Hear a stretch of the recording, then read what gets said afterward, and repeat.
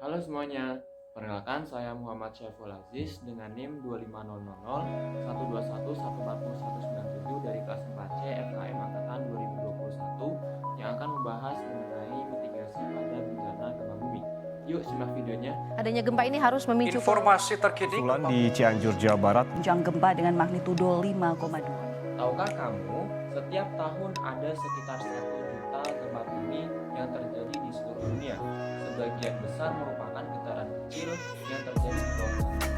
Akan tetapi, sebagian yang lain berupa getaran besar yang dirasakan akibat oleh sebuah makhluk yang ada di permukaan.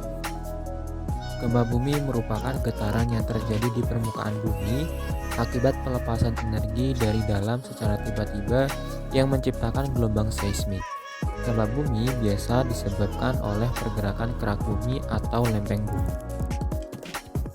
Gempa bumi terjadi pada saat batuan di kerak bumi mengalami tekanan yang sangat hebat oleh pergerakan lempeng-lempeng yang menjadi landasan benua. Sebagian besar terjadi ketika dua lempengan di kerak bumi saling bergesekan. Lempengan yang dimaksud adalah lempeng samudra dan juga lempeng benua. Ketika lempeng saling bergesekan dan bertumbukan, akan menghasilkan gelombang kejut yang kita rasakan sebagai gempa bumi. Pada dasarnya, gempa bumi terjadi karena beberapa hal tergantung jenis gempa bumi itu sendiri. Adapun jenis gempa bumi seperti gempa bumi runtuhan, gempa bumi vulkanik, gempa bumi tektonik, dan yang terakhir adalah gempa bumi akibat meteor.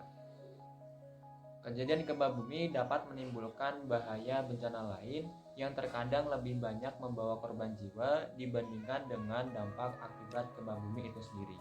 Contohnya seperti tsunami, bangunan roboh, kebakaran, tanah longsor, runtuhan bangunan, dan lain sebagainya. Selain itu, jika gempa bumi terjadi dalam skala yang cukup besar, maka dapat menimbulkan kemiskinan, kelaparan, serta warga yang sakit baik dari penyakit atau luka akibat runtuhan. Dan juga gempa bumi yang besar dapat berpengaruh terhadap ekonomi pada suatu wilayah karena infrastruktur yang rusak di wilayah tersebut. Sehingga di dalam melakukan mitigasi gempa bumi terdapat 3 tahap yang dapat kita lakukan, yaitu sebelum, saat, dan juga setelah terjadinya gempa bumi. Metode sebelum terjadinya gempa bumi yang harus dilakukan yaitu ikuti ketentuan pendirian bangunan, peralatan yang berada pada gedung ditempatkan pada posisi yang aman dan tidak mudah jatuh jika terjadi gempa, sediakan kotak P3K, pahamilah jalur evakuasi di wilayah Anda tinggal, dan yang terakhir ikut serta pada kegiatan simulasi bencana gempa bumi. Metode ketika terjadinya gempa bumi ketika di dalam gedung yaitu jangan panik, ikuti arahan koordinator bencana di wilayah Anda, segera keluar ruangan, bila berada di lantai atas, cari perlindungan sementara seperti di bawah kolong meja, pojokan dinding maupun di tempat yang kokoh, hindari di tempat yang kemungkinan bisa membahayakan seperti rak dokumen, jendela, dan di bawah benda yang tergantung, hindari penggunaan lift, lebih baik menggunakan tangga darurat.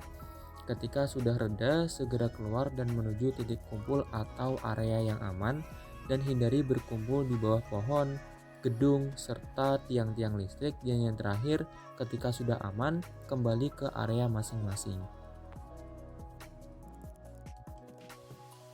Lalu, apabila terjadi gempa bumi ketika kita berada di luar ruangan, yang pertama jangan panik, kemudian segera cari tempat yang aman, dan hindari pepohonan dan juga bangunan, kemudian segera menuju titik kumpul terdekat di wilayah Anda, lalu ikuti instruksi koordinator bencana. Ketika sudah aman, kembali ke tempat masing-masing, kemudian jika Anda sedang dalam perjalanan dengan menaiki kendaraan, maka turunlah dan matikanlah kendaraan Anda. Adapun metode ketika telah terjadi gempa bumi yaitu segera laporkan kondisi Anda ketika cedera, segera laporkan bila masih ada rekan yang tertinggal di dalam ruangan, tunggu instruksi sudah aman dari petugas, lalu yang terakhir setelah aman maka kembali ke tempat masing-masing untuk beraktivitas kembali. Adapun manajemen pasca bencana yang dapat dilakukan yaitu pengecekan korban jiwa, pendataan bangunan, perbaikan infrastruktur, dan pemulihan sosial dan psikososial untuk mencegah terjadinya trauma berat pasca bencana oleh para korban.